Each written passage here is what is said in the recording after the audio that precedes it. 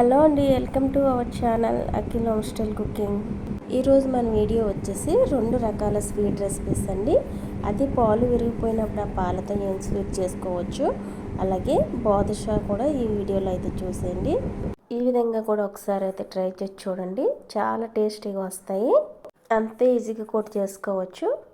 మరి ఈ వీడియోని అయితే ఎక్కడ స్కిప్ చేయకుండా అయితే చూసేయండి. అలాగే మీ ఇంట్లో కూడా ఇలా చాలా ఈజీగా టేస్టీగా అయితే ఈ బాదుషాని చేసేసుకోండి. ఈ బాదుషాని నేను తక్కువ క్వాంటిటీలోనే చూపిస్తున్నానండి. ఇప్పుడు ఒక మిక్సింగ్ బౌల్ అయితే తీసుకున్న బౌల్లోకి 1 కప్పు వరకు మైదా పిండి అయితే వేస్తున్నాను. స్వీట్ షాప్లో మైదా పిండితో చేస్తుంటారండి. ఇప్పుడు ఇందులోకి కొద్దిగా చిటికెడు సాల్ట్ అయితే వేసాను. అలాగే 1/2 టీ స్పూన్ వరకు బేకింగ్ పౌడర్ అయితే వేసుకోవాలి. ఒకవేళ మీ దగ్గర బేకింగ్ పౌడర్ లేనట్లయితే 1/4 టీ స్పూన్ వరకు బేకింగ్ సోడా అయితే వేసుకోండి.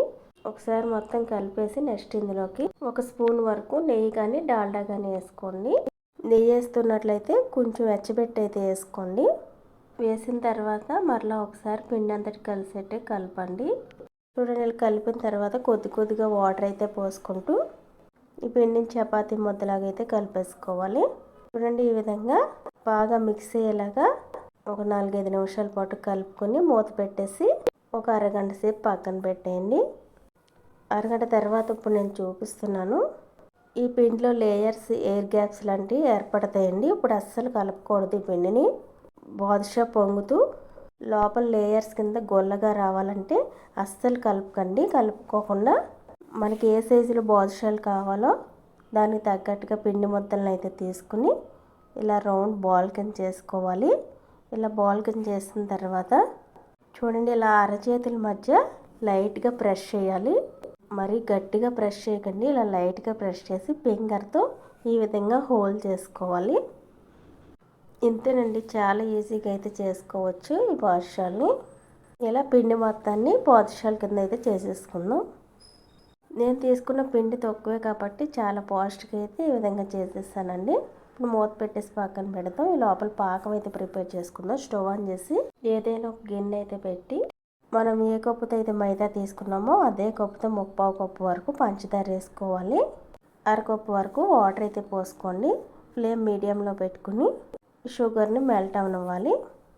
చూడండి, ఇలా మెల్ట్ అయిన తర్వాత ఇందులోకి మంచి ఫ్లేవర్ కోసం కొద్దిగా ఇలాచీ పౌడర్ అయితే వేసుకోవాలి. ఈ బాదుషాకి పాకం అనేది ఏమీ రావాల్సిన అవసరం లేదండి. షుగర్ మెల్ట్ అయిన తర్వాత కొద్దిసేపటికే మనకు పాకం అనేది రెడీ అయిపోతుంది. గులాబ్ జామున్ పాకం కంటే కొంచెం థిక్గా అయితే ఉండాలండి. మనం పాకం తీసుకుని 2 వేళ్ల మధ్య చూస్తుంటే 2 వేళ్ల మధ్యకి జిగురుగా అయితే తగలాలి. తీగ పాకం లాంటివి అయితే రాకూడదు.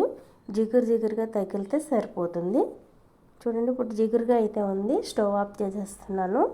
ఈ పాకం చల్లారకుండా ఇప్పుడు మూత అయితే పెట్టేద్దాం. బాదుషాలు వేసేసరికి కొంచెం గోరువెచ్చగా అయినా ఉండాలండి. ఇప్పుడు స్టవ్ ఆన్ చేసి డీప్ ఫ్రై సరిపడా ఆయిల్ అయితే పెట్టుకోవాలి. ఈ ఆయిల్ బాగా హీట్ ఎక్కకూడదండి, లో హీట్లోనే ఉండాలి. అలాగే ఈ డీప్ ఫ్రై చేసేటప్పుడు కూడా ఫ్లేమ్ లోలో పెట్టుకుని చేసుకోవాలి.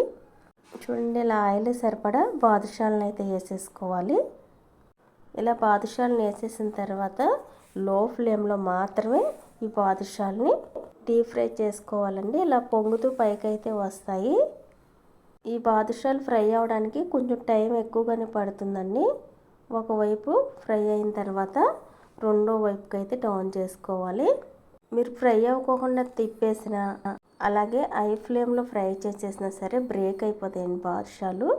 చూడండి, ఇలా మంచి గోల్డెన్ బ్రౌన్ కలర్లోకి వచ్చిన తర్వాత ఇప్పుడు తీసేసి పాకంలోకి అయితే వేసుకోవాలి. ఈ పాకం కూడా కొంచెం గోరువెచ్చగానే ఉండాలండి. అప్పుడే బాదుషాలు చక్కగా పాకాన్ని పీల్చుకుంటాయి. ఆయిల్లో నుంచి తీసిన వెంటనే పాకంలోకి అయితే వేసేసుకోవాలి.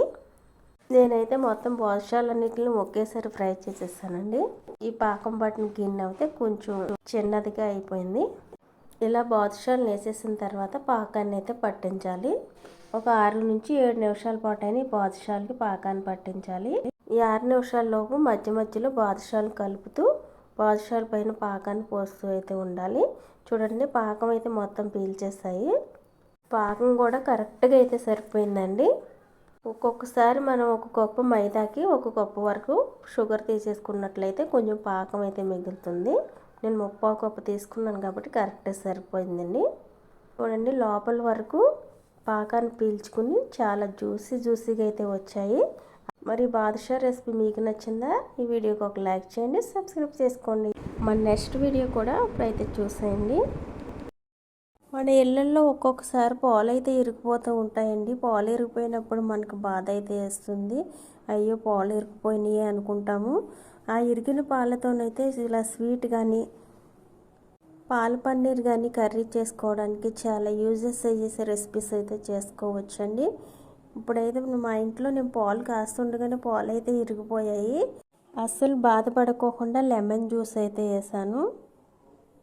పాలు ఇరిగిపోయినప్పటికీ ఆ పాలల్లో ఉన్న నీళ్ళల్లో కొంచెం పాల శాతం అనేది ఉంటుంది. ఆ పాలను మరింత ఇరగొట్టడానికి అయితే కొంచెం లెమన్ జ్యూస్ అయితే వేసాను. ఇలా వేసిన తర్వాత కొంచెం సేపు అయితే కాగనిస్తే పాలు నీరు సపరేట్ అయిపోతాయి.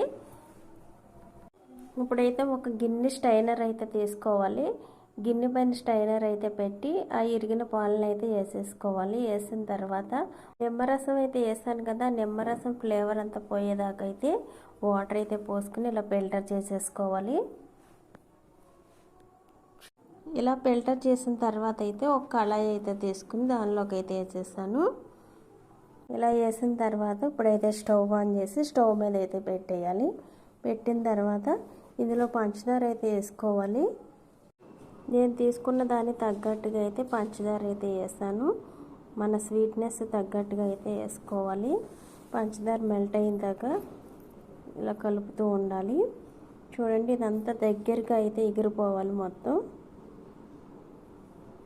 ఇలా కలుపుతూనే ఉండాలి, లేకపోతే అడుగంటుతుంది. ఫ్లేమ్ మీడియంలో పెట్టుకుని అయితే కలుపుకోవాలి. ఇలా ఎగిరిపోతే సరిపోతుందండి. ఇప్పుడైతే స్టవ్ ఆపేసాను. ఒక ప్లేట్ అయితే తీసుకున్నాను, దానికి ఆయిల్ అయితే రాసాను. ఇప్పుడు ఇదైతే వేసేసుకోవడమే. వేసేసుకుని అయితే ఒకసారి ఇలా వేసిన తర్వాత ఫ్రెష్ చేసేయాలి. ఫ్రెష్ చేసేసుకుని ఇది పూర్తిగా చల్లారిన తర్వాత అయితే మనకి నచ్చిన షేప్స్లో అయితే కట్ చేసేసుకోవడమే.